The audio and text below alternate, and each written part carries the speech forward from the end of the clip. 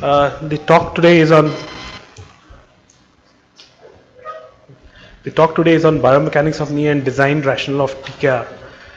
Normally, a talk on biomechanics 1 hour after the lunch session is a perfect recipe for sedation. But thankfully, for such a wonderful talk by Dr. Jain, we've all woken up on the research front, and I'm sure that the talk would evoke interest. Now, having said that, in 10-minute time, we have to cover design rationale for joint replacements. As you might be aware that current number of joint replacements available in market is around 140. So I would just be touching briefly on the main available groups of joint replacement, which are mobile versus fixed bearing knees, high flex knee, gender specific knee, single radius implants, and patient specific implants.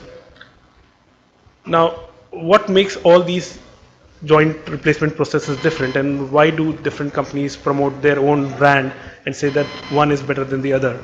They all think in three terms: in terms of motion that they can give, in the terms of fit, and the wear that these joint or the longevity of these implant. Before we move on to the specifics of the individual implants, just a few words about the normal knee kinematics. Most knee have a medial pivotal axial rotation pattern, that is, the lateral femoral condyle rotates around relatively stationary medial femoral condyle, and under weight bearing conditions around 16 to 17 degrees of rotation occur at the tibia. We all know that there is a screw home mechanism in which the internal rotation of tibia occurs in flexion and external rotation occurs in extension. Another important thing is that meniscus increase conformity and is mobile, and therefore it allows an AP glide during the rotation of the joint. Another important concept that we must know before we move on to the individual joint is the concept of wear.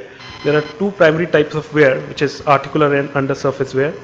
Articular is secondary to the high contact stresses and is more common in less conforming joints, whereas the undersurface wear is between the tibial base plate and the poly. It is the price that we pay for the modularity, and this kind of wear usually does not occur in monoblock designs.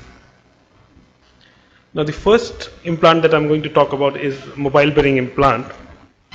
There are three types of commonly available mobile bearing implant, and they are all determined in terms of the plateau mobility. Those that offer pure rotation, the other ones offer AP translation, and then the unconstrained type. One of the first mobile bearing implants used to be Oxford Uni, which allowed AP translation. Then there is the other one, which is the low contact stress by the DePuy, which allows pure rotation. And then there is the similar named but a meniscal bearing implant by DePuy, which allows both rotation and AP translation. The former Sulzer had self-aligning knee replacement, which again allowed both rotation and AP translation. Now, the concept of mobile bearing was based on the fact that since there is a dual surface articulation, there would be less subsurface and surface contact stress because it increases the conformity, and also it allows the mobility of the bearing surface. Now you can have a look at the graph here, and it will show that with the mobile bearing interface there is a higher contact area, and so the amount of stress that can be generated is less, and therefore there is a theoretical advantage in terms of the longevity of these implants. And this was also replicated in vitro, where their improved kinematics was suggested to closely resemble that of natural knee, and it would reverse axial rotation and paradoxical anterior femoral translation, and the femoral condylar lift-off was minimized. These are all technical terms, but in short, in vitro it was thought that these would improve longevity of the implant. Similarly here, the article would show that the knee simulator studies concurred with these views. You can see on the graph that the wear on fixed bearing implants was much higher than the rotating platform implants. However, when it actually came to the money shot, the Cochrane review abstract showed that there was no superiority of any prosthesis over others as regard to the range of motion and functional performance, and also now in terms of longevity is what is the suggestion. The probable reason is again the fact that the advantage that the mobile bearing offered in terms of less wear, less fatigue wear, was being neutralized by the adhesive wear that these had. Coming to another group of implant, which is the single radius implant, commonly known as Scorpio.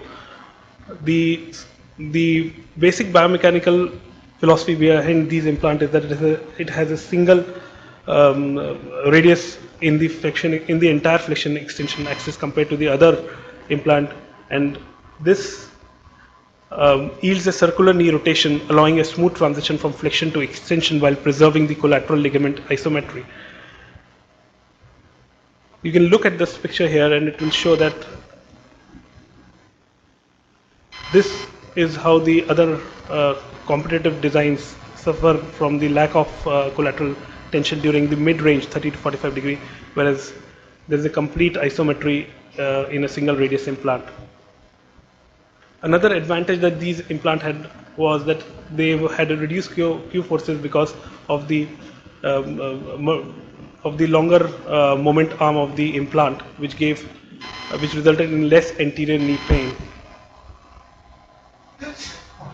But again, all these advantages seem to be theoretical, as the authors found out that there was equal extensor mechanism function in all the designs. In fact, there was suggestion that this could even be detrimental because increasing the collateral ligament tension in flexion could actually decrease the actual flexion occurring in the knee. Again, coming to another important group of implant that we keep hearing off and on again is gender-specific implant. Now, the rationale behind these implants was that there existed biomechanical differences in male and female population, and there were many studies which showed that these differences did exist in terms of gait, kinematics, and kinetics. If you look at the picture here, this is how the company said, or in fact the studies have shown that the male and female femur differ in anatomy. We talk about the aspect ratios in which the mediolateral and AP ratio of the morphology of the femur is being calculated. Now, the Zimmer came out with a gender-specific implant in which they have a different trochlear groove angle, which has a difference of around 3 degrees, and also the difference in anterior flange thickness. And it suggested that the female resection needed to be less compared to the male resection. And also the width of the flange anteriorly should be different in male and female. Again, the question arises, do we really need these separate implants for males and female? Again, the results showed that there was not much difference in the results with either the gender-specific implant or the normal implant that we used. Another important topic that we keep on hearing is high flexion knees. So what exactly is high flexion? High flexion is any design that allows flexion beyond 125 degrees. We all know that everyday activities like level walking, walking up and down stairs, and rising for chair, a 120 degree flexion would suffice. But there are certain activities which need flexion beyond that, like gardening, squatting, and kneeling.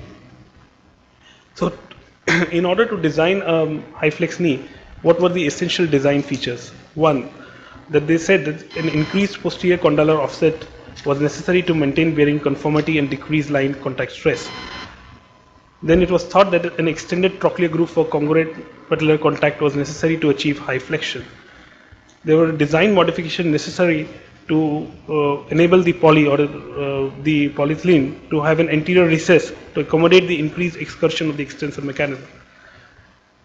And most studies showed that a knee design that allows full flexion must have two essential features: that it must be posteriorly stabilized to direct a predictable femoral rollback, and that the femoral component must have a decreasing sagittal radius. So if you look at the design modifications, the high flexion design should typically have an extra bone cut here, and the J curve of the high flexion should be even more posteriorly recessed compared to the traditional TKR. Similarly, in the poly, there is an increased recess for accommodating the patellar tendon excursion and the increased posterior femoral offset. This is how they look different. This is the conventional, this is the high flexion implants. This is just a small table to show that the best results for the flexion was obtained with posterior stabilized implant compared to all other group of implant here in different conditions. Another important category that we keep hearing of is patient-specific or race-specific implants. We all have seen or heard about patient-specific instrumentation, but this is a new genre of implant design, which is now being touted as the next big thing. There have been plenty of studies which have shown that there exist race differences in terms of the anthropometry of knees, and hence this new technology which actually takes in account the patient's own data from MRI and then designs the patient-specific implants, not only just instrumentation but also implants, which will fit or replace only the damaged part of the knee joint. It is there are not many companies which are manufacturing, and most of these are in experimental stage. But there is an increasing trend towards use of these implants in certain centers. This technology actually uses a rapid prototyping technique, which is already making quite a bit of news in trauma surgery. On a lighter note, there's another category of implant that may soon be a future, which is a patient demand designs. We have not yet reached a stage, but there might be some. The day may not be far off when people would demand particularly customized implants for themselves, like built-in MP3 players or touch screen implants. So, thank you all.